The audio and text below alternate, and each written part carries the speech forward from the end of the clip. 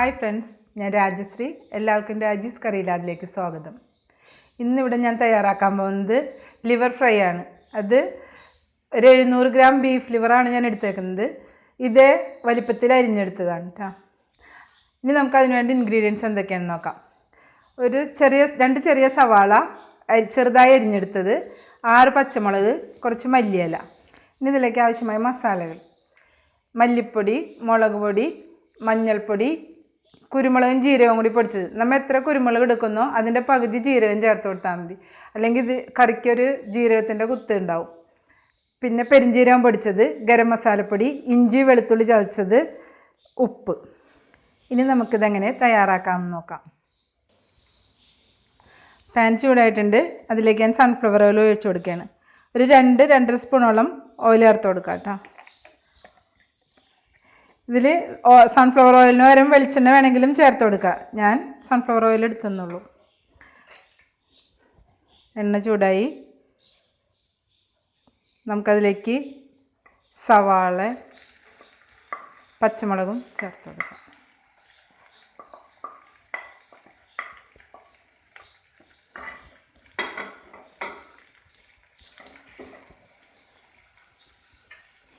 ഇഞ്ചി വെളുത്തുള്ളി പേസ്റ്റ് ഒരു 1.5 സ്പൂണോളം ചേർത്ത് കൊടുക്കുന്നുണ്ട്. എന്നത്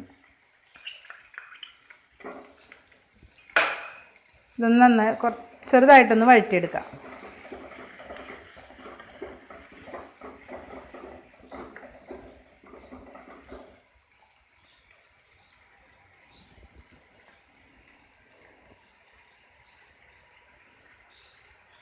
ഇതിലേക്ക് ഞാനൊരു 3/4 ടീസ്പൂണോളം ഉപ്പ് കൂടി ചേർത്ത് കൊടുക്കുകയാണ്.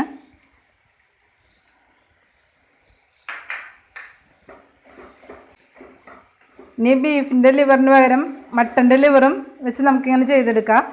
അപ്പോൾ ഇതേ ഇൻഗ്രീഡിയൻസിന് ഇതേ അളവിൽ തന്നെ ചേർത്ത് കൊടുത്താൽ മതി. ഇതിലേക്ക് ഞാൻ കുറച്ച് മല്ലിയില ചേർത്ത് കൊടുക്കാം കേട്ടോ.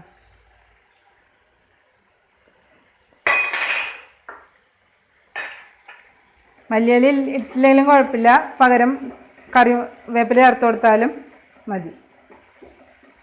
അങ്ങനെ കളറൊന്നും മാറി വരണ്ട. നമുക്കിതിലേക്ക് മസാലപ്പൊടികൾ ചേർത്ത് കൊടുക്കാം.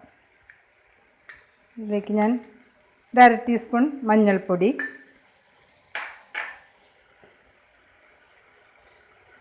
ഇതേപോലെ 2 ടീസ്പൂൺ മല്ലിപ്പൊടി, 1 ടീസ്പൂൺ മുളക് പൊടി, 1/4 ടീസ്പൂൺ ഗരം മസാലപ്പൊടി. ഇതെല്ലാം ചേർത്തിട്ട് നമുക്ക് നന്നായിട്ട് മിക്സ് ചെയ്തെടുക്കാം. പൊടികളുടെയൊക്കെ ആ പച്ചമണം ഒന്ന് മാറുന്നവരെ നമുക്കൊന്ന് മിക്സ് ചെയ്ത് കൊടുക്കാം.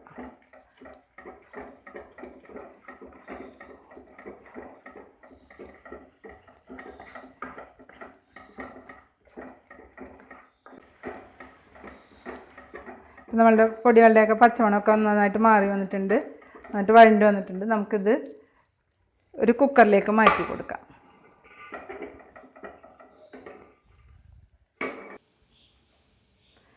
ഈ വഴറ്റിയ മസാല ഞാൻ കുക്കറിലേക്ക് മാറ്റിയാണ്.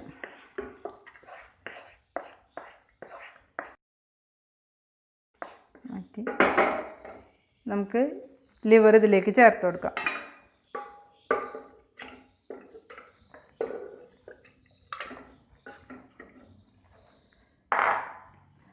ഒരു 1/2 ഗ്ലാസ് വെള്ളം കൂടി ചേർത്ത് കൊടുക്കുക. നന്നായി മിക്സ് ചെയ്ത്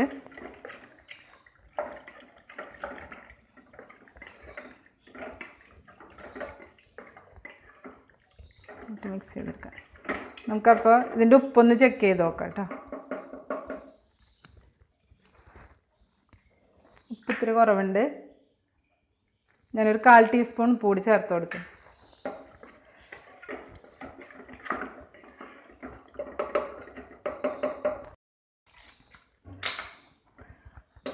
കുക്കർ അടച്ചിട്ട്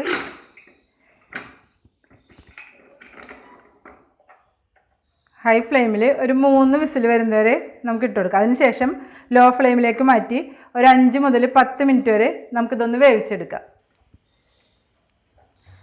4 വിസിലിന് ശേഷം ലോ ഫ്ലെയിമിൽ 10 മിനിറ്റ് വേവിച്ച് ഓഫ് ചെയ്തതാണ്.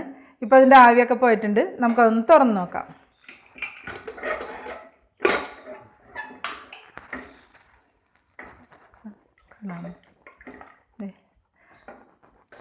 ഇതിൽ കുറച്ച് വെള്ളമുണ്ട്. ലിവറിൻ്റെ ഗ്രേവി നമുക്ക് കുക്കറിൽ വെച്ച് തന്നെ ഫുൾ ഫ്ലെയിമിലിട്ട് ഒന്ന് വറ്റിച്ചെടുക്കാം.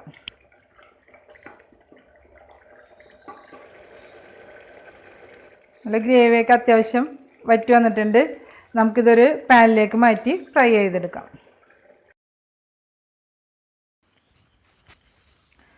പാൻ ചൂടായിട്ടുണ്ട്. നമുക്കതിലേക്ക് 1 ടീസ്പൂൺ സൺഫ്ലവർ ഓയിൽ ഒഴിച്ചു കൊടുക്കാം.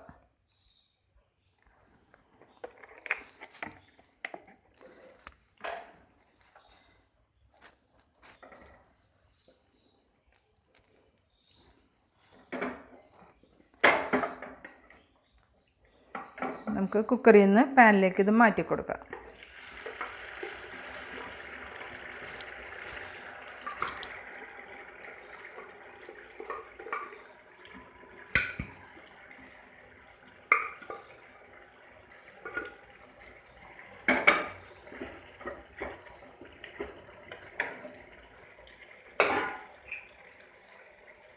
ഈ സമയത്ത് നമുക്ക് പെരുംജീരകം പൊടിച്ചത് 1 ടീസ്പൂൺ, കുരുമുളകും ജീരകവും കൂടി പൊടിച്ചത് ഒരു 2 ടീസ്പൂണോളം ചേർത്ത് കൊടുക്കാം. ഇത് 4 സ്പൂൺ കുരുമുളക് 2 ടീസ്പൂൺ ജീരകം ഇട്ട് പൊടിച്ചതാണ്. അപ്പോൾ അതിൻ്റെ അത്രയും ഞാൻ 2 സ്പൂൺ മാത്രമേ പിന്നെ അത് ചേർത്ത് കൊടുക്കുന്നുള്ളൂ കേട്ടോ. ബാക്കിയുള്ളത് ഒരു ടിന്നിൽ വെച്ച് നമുക്ക് അടച്ച് സൂക്ഷിച്ച് പിന്നീട് എപ്പോഴെങ്കിലും ഉപയോഗിക്കാം. ഇതിന് നല്ലോണം വറ്റി വരുന്നവരെ ഇതിൽ കിടന്ന് അങ്ങനെ നമ്മളുടെ ലിവർ ഫ്രൈ ശരിയായിട്ടുണ്ട്. നമുക്കതിലേക്ക് കുറച്ച് മല്ലിയില ചേർത്ത് കൊടുക്കാം. മല്ലിയില ഇല്ലെങ്കിൽ കറിവേപ്പില ചേർത്ത് കൊടുത്താലും മതി കേട്ടോ.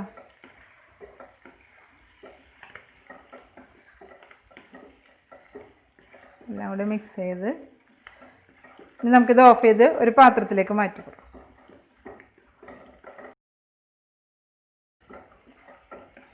പാനിലേക്ക് മാറ്റിയേക്കപ്പോൾ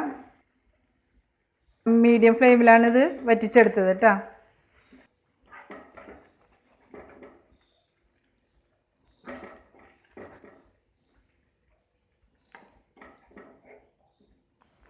അങ്ങനെ നമ്മളുടെ ലിവർ ഫ്രൈ റെഡി ആയി കഴിഞ്ഞു.